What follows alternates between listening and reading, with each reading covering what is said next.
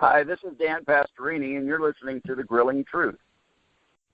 Welcome to The Grilling Truth's NFL Legend Show, brought to you by Gridiron Mo, a new football app where you get to call what you think the offense or defense should do during a live NFL game and see what all other fans have called also. So check out Gridiron Mo at www.gridironmo.com.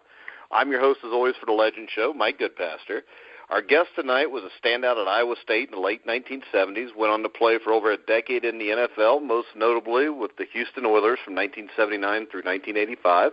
Help me welcome to the Grilling Truth Legend Show, Mike Stensrud. Well, thanks, Mike. It's a pleasure to be on. Oh, it's great to have you on. Like I said, we've had 5 or 6 former Houston Oilers on, and, I mean, you guys are always really talkative, number one. Well, you know, it was a different era in football. It was a time when you knew you had to get the job done, but you also had a lot of fun doing it. So it was, and then we had a coach, Bum Phillips, that gave the environment of just that itself, is having fun. You knew when you had to get the job done. You knew when you had to work, but you also had fun doing it. So I mean, almost all of the credit goes to Bum Phillips. All right, I did a little bit of research on you today, and the one thing I found out was your first love was farming with your dad. Tell us a little bit about that and when you started playing football.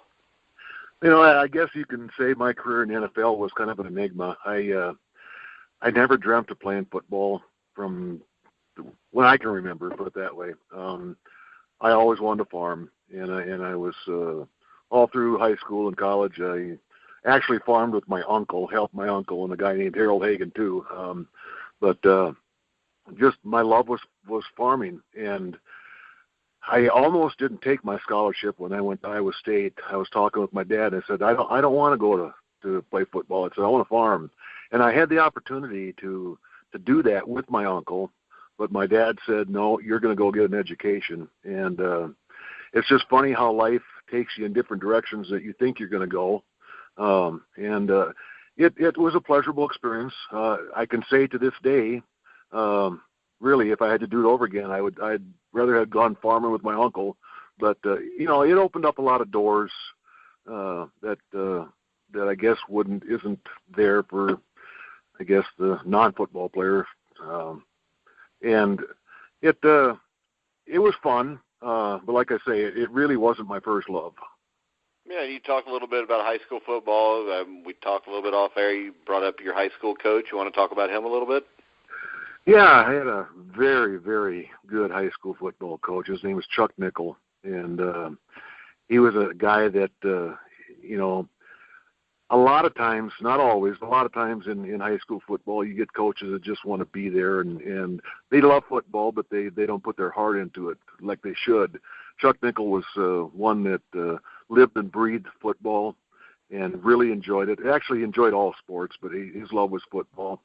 He was a master technician. I mean, he taught us so much more than football. He taught us about life too, and he just was one of those guys that very unique individual. He knew football. He knew how to get everything out of you. The proverbial, you know, you'd run through a brick wall for this guy. I mean, there he stands with Bum Phillips. Those are two coaches that you'd run through a brick wall. You know, if all coaches could be like those two, it would really, really make a difference in sports, I think. Yeah. Now, your coach when you get to Iowa State was Earl Bruce, who I think was a coach that was underrated. I mean, went to Ohio State. They fired him because he only won 10 games a year. You want to talk about a little bit about your time at Iowa State with Coach Bruce? Yeah, and I want this clear up front. I mean, I was a guy that started off at Iowa State, and I was searching. You know, I was a guy that, I guess just because of talent, was very good at the high school and college level.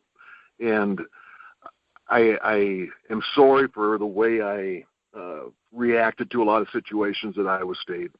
I was one of the boisterous team's spokesmen. You know, they would get Mike to say it, he'll say it to the coaches, and I really regret that now. You know, if I'd have been Earl Bruce, I'd have come up to me and I'd have said, Mike, shape up or you got to go. And you know, that's kind of the player I was at Iowa State.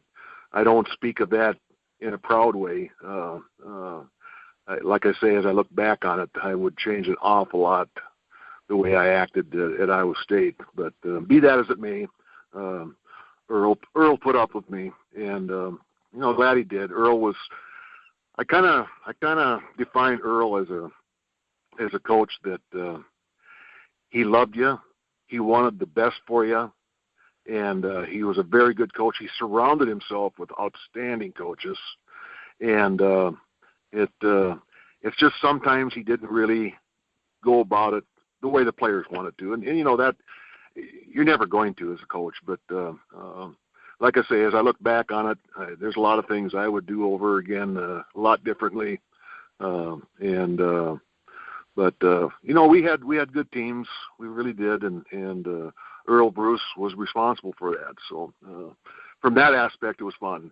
The most notable was that we beat Nebraska back to back, and one of those was down there in Lincoln, Nebraska. So that sticks out. Yeah, plus back-to-back bowl games, which I don't think that's happened too often in Iowa State. Yep. It like I say, it was a lot of fun, but and I won't say it again. There was a lot of turmoil caused by me that I wish I could change. Yeah, well, I don't think there's anybody past the age of 30 that doesn't have something they wish they could have done differently when they were younger. But yep. What were your first thoughts when you found out that you were drafted by the Oilers? I mean, was it something where by the time you got to the end of your college career you wanted to play in the NFL, or were you still wanting to go back to the farm? I like I say, life takes you sometimes places where you don't think you're going to go, and I think that was me with football. I really didn't appreciate. This sounds arrogant, but I don't mean it to be. I didn't appreciate the talent I had in football. I always poo-pooed it, and therefore I didn't really put the effort into it that I really should have. I didn't start lifting weights until my third year into the pros, and I look back on all the players that I played with that had strong lifting programs at their college, and then continued that on in their pros. Again, like I say, there's a lot of things I do differently, but it's interesting where life takes you. Yeah. Well, you get to the Oilers. I mean, like I said before, what was your first thought being drafted by them? I mean, they were a team that had played in the championship game the year before. They had some guys that were great defensive linemen like Curly Culp, Elvin Bethea. What was your first thought headed there? I was glad. I was, overjoyed that I'd been drafted by them, and probably at that time mostly for the money. Even as I look back on it now, though, the money was, boy, what a difference today makes. But I'll give you a good example. My dad worked at Winnebago Industries, and he was a welder there, and he made about $16,000 a year. In my first contract, my rookie year, I made $30,000. So I mean, it was about double, what a factory worker would make. So I mean, yeah, the money was real good, but this was about 15 years ago. I was at the lumberyard where I worked with my brother-in-law for 20 years after football. But I just calculated up. I could have made 15 years ago. I could have made in 11 games what I made in 11 years. If I'd have played at that time. So I mean, the money was real good, but and that's probably what spurred me on to go after it. And then I had a really good coach too. Actually, Bum's son, Wade Phillips, was my position. That was my next question, actually. Oh, okay. I mean, he just now got a lot of credit for the Denver Broncos winning the Super Bowl. I think he's a guy that's been overlooked like his dad was. So, what was it like working with Wade? Oh, I couldn't have asked for a better coach my rookie year, my first 2 years in the NFL. He sat me down in 1980, my second year, and he said, "Mike, you can do a lot of things if you'll just start putting your mind to it." And that's what kind of woke me up, that if I'm going to do this, I should give it my best and give it my all. And that's when I really got into it, started studying football, started to really take time and working through the game plan, lifting weights, putting the effort into really what a professional football player should. And if it hadn't have been for Wade Phillips, I think I'd have just squandered and turned my wheels and probably wouldn't have lasted all that long. All right. Now, when you got there, I mean, like I said, had a lot of veterans, great players. Did any players kind of take you under their wing when you got there? Yeah, there was a guy named Carl Mock, and this is what I really appreciate about Bum Phillips. He had a lot of older players. Bum Phillips did not have many rules. He didn't have curfew. He didn't. He hardly ever talked football to us. He let the assistant coaches do that, and like I say, he had good assistants too. But he was just a man that appreciated you as a man. He didn't treat us as kids. But what he did was he counted on his older players to keep the younger players in line. And I look back on it, a guy named Carl Mock, he was our center, just an old crusty guy that right out of the 50s. And guys like him, and they took care of us younger guys. When we would start getting out of line, it wasn't the coaches that had to discipline us.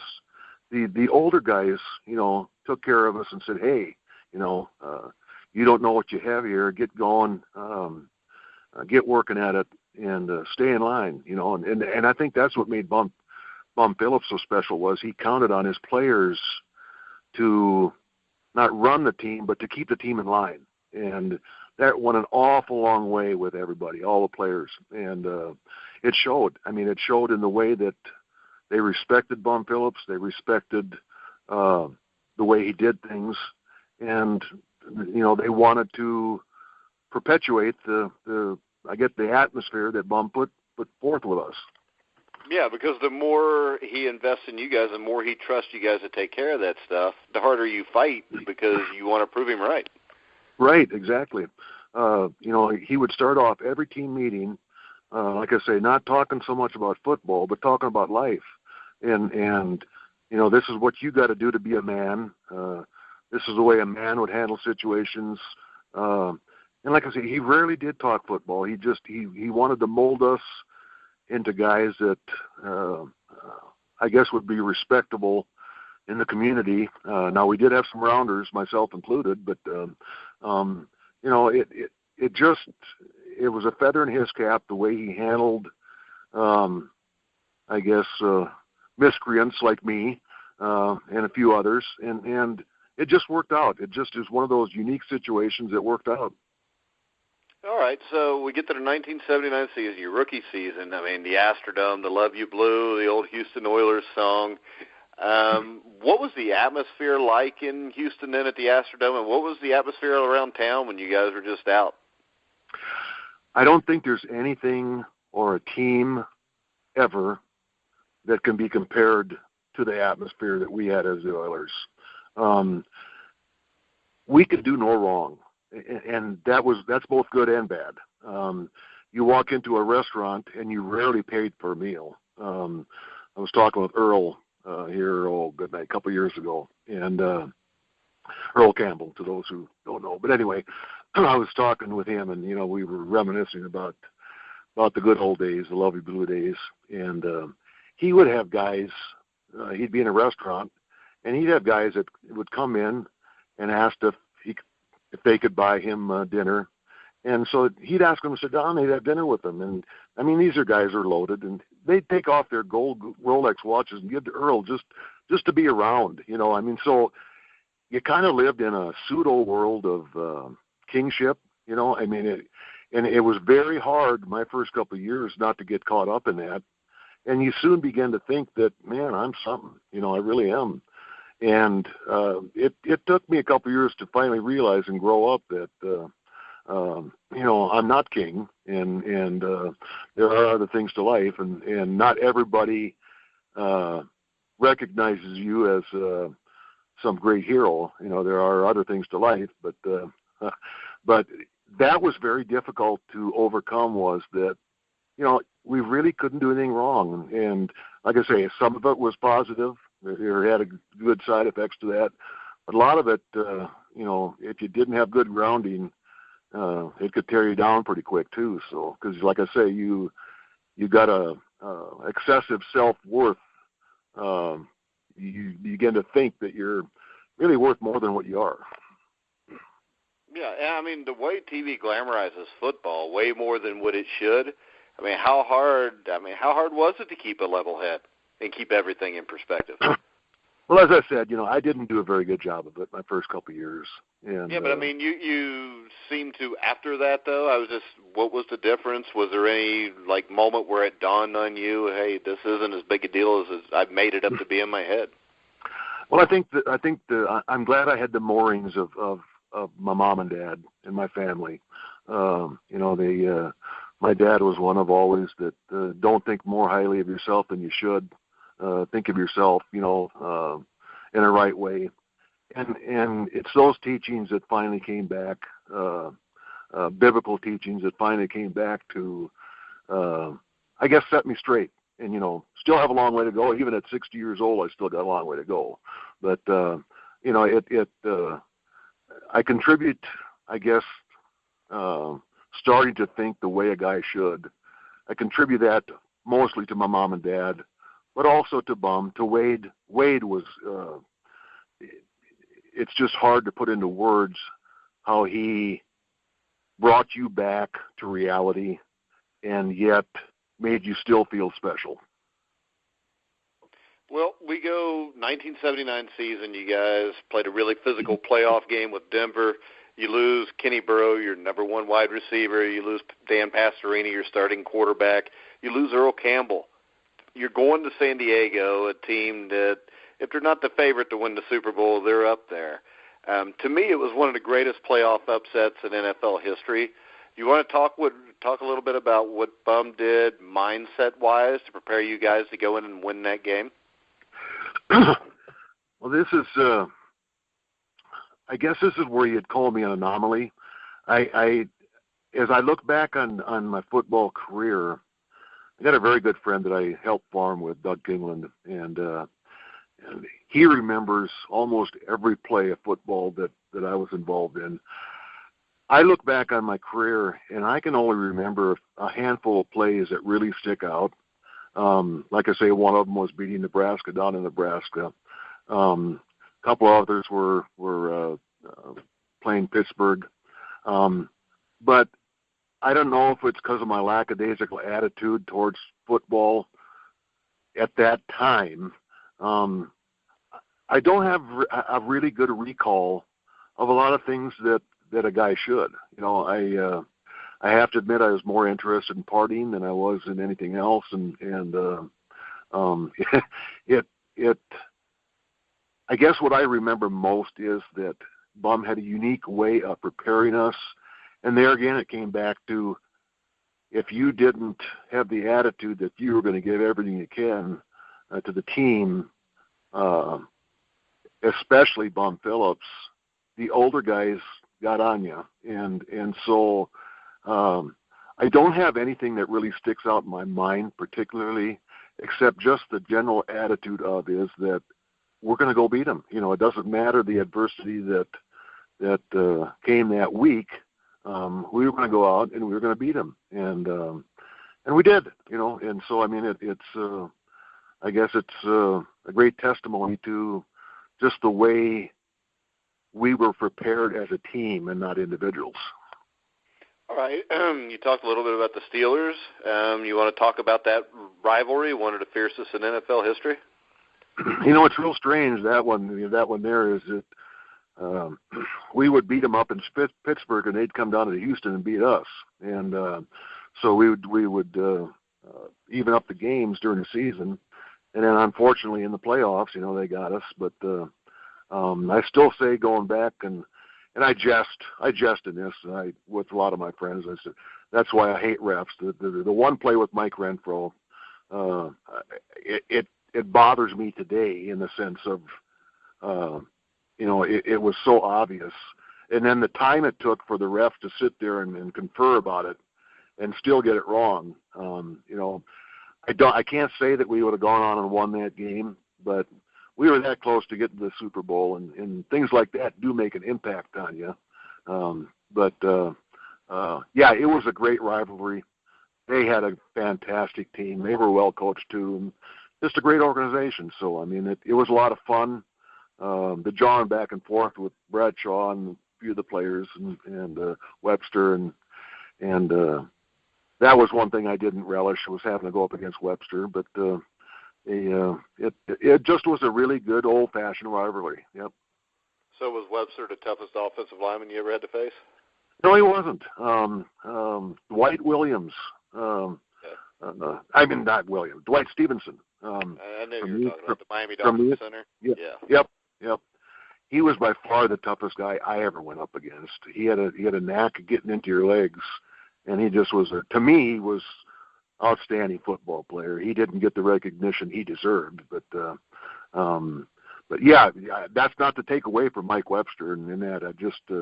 I seem to have good games against Mike Webster, but some of the other players I didn't. So. All right, now you played with some great players on your defense: Curly Culp, Elvin Bethea, Robert Brazil, who's been on the show. Any stories you want to share with those guys about those guys? Well, nothing I can say over the radio, so. You can. It's all right. I'll just tag it explicit on the recording, and we'll be good to go. No, I mean, they were. Curly Culp was a guy that had a humongous heart, but he came across, and you had to get to know him to see that heart. He came across as a burly bear, and he played like it. And but what a great guy, you know. And Robert Brazil, it's a shame if he does not get into the Hall of Fame, you know. It is criminal. I mean, if you watch, because I know when I did the research, I remembered Robert anyways. I think he's one of the 2 or 3 best outside linebackers in history. And if you watch his highlight films from like 77, 78, 79, 80, and then you watch Lawrence Taylor's highlight films, it looks like the same guy. Right, exactly. And like I say, it's a shame. And I'm glad that shows or that guys like you are finally, I shouldn't say finally, that and because you have recognized that, but he is getting at least some recognition that he so well deserves, and he just was a great guy. He was a rounder too, but I mean he loved the game, and it showed. I mean he just had a fun time playing football, and he put his all into it, and one of the greatest in my opinion. All right, so let's get this straight then. You keep talking about the rounders, so does that mean that North Dallas 40 movie was correct? No comment. we had guys like J.C. Wilson and Greg Stemrick, fantastic ball players. In fact, J.C. Wilson, pound for pound, he was about 160 pounds, 159, 160, dripping wet. And he was the hardest hitting football player I've ever played with. And Pete Johnson from Cincinnati, 280-pound fullback. I remember he ran an off-tackle play, and JC was coming in, closing in, containing him, and he hit Pete Johnson and just leveled him, you know. And Pete had 120 pounds on him, and that is one play that I keep going over and over in my mind, because the guy was nuts, you know. And he when I speak of rounders, you know, he probably how do I say this gently here, didn't conform to all the rules, you know, but just a genuinely nice guy, fun to be around, loved to call him brother, but what a football player, you know. And so you know, that's some of the things that stick out. All right, so what do you remember about 1980? You guys lose the wild card to the Raiders. What do you remember about Bum leaving and the effect it had on the team? It was devastating, and a lot of it was the way it was done. And first of all, I should say it shouldn't have been done. You know, we had an owner that you know, I don't know. I can't get into his mind.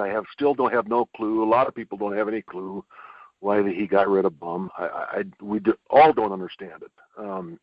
But you know, just as anything, whether it be football or whether you work at a factory, politics enters in. And somehow some guys got in politics, was politicking against Bum for whatever reason, self-interest probably. And that week after the season, for us anyway, was very eye-opening to me as a young guy. It just, it goes back to like Robert Brazil not getting into the Hall of Fame. It opened my eyes up to things don't always end up the way they should. And I think everybody, even the distractors maybe of Bum Phillips, can say that was a raw deal. It should never have happened. And I think the Houston Oilers would have bounced back, and I don't think we would have gone into the tailspin that we did had Bum Phillips been there. Yeah, and I mean, the thing that impressed me about Bum is the same thing. We had Mike Bass on yesterday, the old Washington Redskin DB, great player, played for George Allen, Vince Lombardi, and then Robert, Dan Pastorini, Greg Bingham. I mean, when they talk about great coaches, to me, great coaches are the ones when I ask players about them, and you can tell that the players knew that guy cared about them. Yep. And I think that's what makes a great coach, because you can get anybody to do anything for you if they know that you genuinely love them. Yep, and that is, I guess that epitomizes Bum Phillips, perfectly. It really does. Him and Earl, they were like father and son. They really were. And it's because Earl recognized it. We all recognized it. That, hey, if we didn't have our own dads, this is the guy that we would love to have as our dad. And it just was, my vocabulary isn't big enough to describe, what I think of Bum Phillips. He's just one of those guys that I guess is indescribable, Yeah, and he's a guy, even though he didn't win a Super Bowl, belongs in the Hall of Fame just because of what he brought to the game with the 3-4 defense, the stuff he did with Bear Bryant in Alabama. And I mean, it drives me nuts when I wrote an article about how he was the greatest coach not in the Hall of Fame that hadn't won a Super Bowl. And, people blow it up that he was just a guy standing there in a hat and he was too close to his players. They just don't realize what kind of impact he had on these players and the game itself. Well, not only that, but the guy was intelligent. I mean, he was extremely smart. And he had to be. I mean, like I say, he came up and revolutionized defenses, and he was so underrated because he had the cowboy persona, And he was quiet. He wasn't boastful. Right, exactly. And so a lot of people misunderstood him as being reticent and simply not, I guess, involved or the way that everybody thought they should be, but or he should be. But it's like you said earlier, when enough players and enough people themselves start talking about Bum and the way that they remember him and the impact that he had, there's something there. There really is. Yeah, and like I said, I've interviewed multiple players that played for George Allen, Vince Lombardi, Bum. Those are the three guys that stand out to me and there's no hesitation where somebody might be making it up that they're saying something nice about him because they're on air. I mean, you can just tell that they genuinely love their coach. Absolutely. No, I don't think it's a put on. I really don't. And sometimes you can start to immortalize a guy, beyond his reputation. But in this instance, like I say, I'm honest. He's the second best coach for me. My high school coach influenced me the most, but was by far the best coach I ever had. But Bum Phillips is right there with him. So with all that happened with Bum, you were with the Oilers 81 through 84, 85, I believe. Yep. Was it tough for you to leave the Oilers after the 85 season? Things had started to change. Jerry Glanville took over. Really, I think things started to change drastically when Ladd Herzog became general manager. And he was a guy that politics, that's when I started talking about politics in football, I think that's where it all started, was with Ladd Herzog. And I'm known as a guy that doesn't pull punches, and I don't mean to be mean, or I don't mean to be disparaging to people, but that was a pivotal point, I think, with the Houston Oilers and who Ladd surrounded himself with and the coaches he put in. And it kind of took a downswing. And then when Jerry Glanville became head coach, I didn't fit into his plans, and he had other players that they wanted to go with. And I think time tells. You don't hear much said about Ladd Herzog. You don't hear very much said about Jerry Glanville. History kind of weeds out the true. Well, I guess I should say it differently. History proves the good coaches. Let's put it that way. Yeah. And let's face it, the unfortunate circumstances are if Bum would have did what he did and acted like Jerry Glanville doing it, he'd be in the Hall of Fame. Yeah, more than likely, probably. Yep. All right, so what's your opinion of the way the NFL takes care or doesn't take care of its retired players? Well, I think they took advantage of players earlier on. I think that the politically correct movement has probably changed that a little bit. Players are very well taken care of now, from my viewpoint. I think that they could go back and maybe rearrange the pensions and that a little bit, but which they have done. I'll give them credit for that. They have done that a little bit. But I've always said this. I believe this going to my grave. No one put a gun to my head to play football. It was my choice. And if I didn't like it, I could leave. And so I don't think any player really has any ground to stand on if they're complaining about the way things are. If they want them different, we can fight for something different. But like I say, nobody put a gun to my head to play football. Nobody put a gun to anybody's head to play football. We all chose to do it. And so from that standpoint, we all wanted to be treated like men, and we thought, quote in parentheses, we thought we were men. We were just overgrown boys at the time. But we had our own destiny in our own hands. We did not have to play the game. So I have no time for players that are blaming the NFL for their woes. Yes, I think things could be done differently, but fight for it. Don't disparage the owners, don't disparage the game because you think that maybe you weren't treated the way you should be. Yeah. All right. So what are you doing these days since you've retired?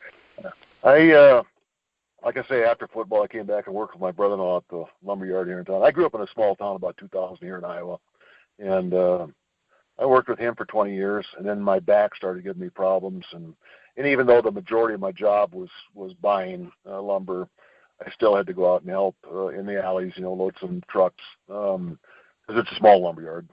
And I got to where I couldn't do that, and a couple of years after I retired from the lumberyard there, I had a couple of back surgeries. My back's fine now, but so I did that for 20 years, and then after that, when I retired there, I ran for county commissioner. We call it supervisor here in Iowa, but one of 3 elected officials that runs the county's finances. And so I've been doing that for the last 8 years, and just enjoying my grandchildren. Got 8 grandkids, and finally got 3 granddaughters. We had 3 boys, and so I have a daughter who's like 21, Mike, and having a daughter can be overrated from the ages of 13 to 20. I've been told that, yep. Yeah, they're really rough. They're daddy's girl until they're like 12 or 13, and then all of a sudden they don't even know who you are anymore. Yep, you bet.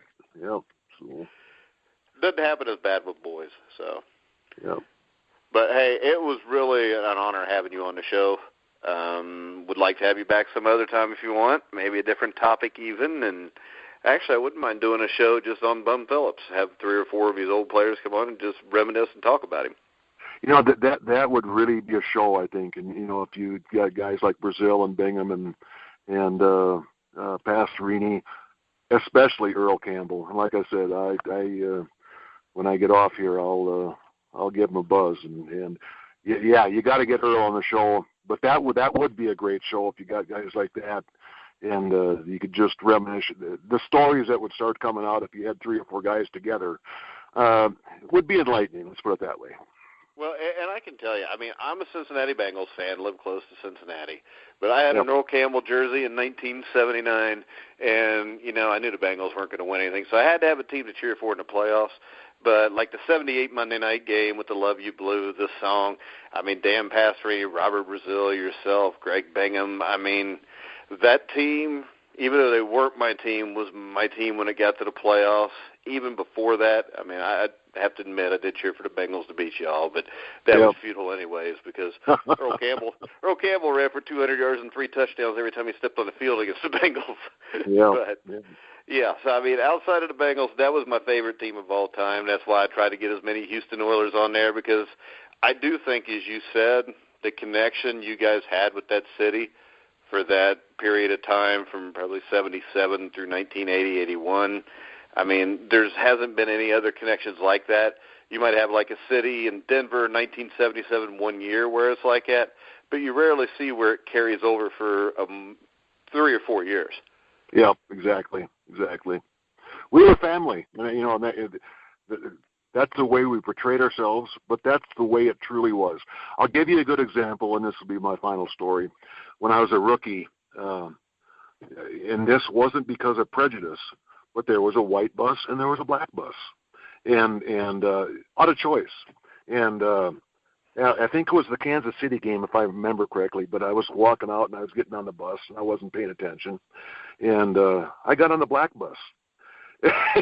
And they all started yelling at me, and J.C. Wilson especially says, "What are you doing on this bus? Get off here!" You know, I won't use the invectives, but you know, but it wasn't from a prejudice standpoint. It just was a fun way of treating each other, you know, and now granted there was, you know, we mixed on the buses, but for the most part, it just was a fun way of treating a, you know, sometimes a difficult situation in life, and you know, I will never forget J.C. Wilson yelling at me, "Get off the bus, Mongo, you're on the black bus," you know.